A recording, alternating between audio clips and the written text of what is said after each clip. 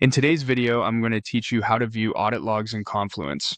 If you manage a Confluence site, the audit log is your source of truth for who did what and when.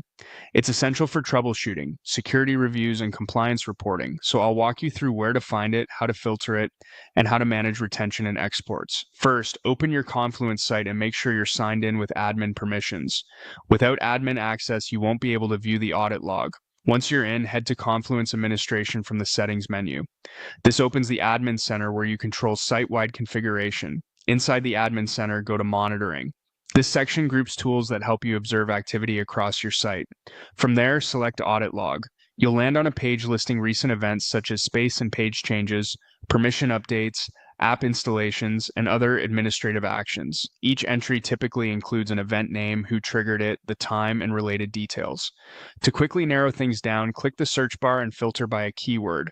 You can type a user's name, a space key, or an action like permissions or page.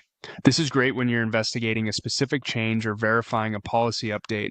Keep your terms concise to capture more possible matches and refine from there. Next, click Filter by Time to limit results to a particular window.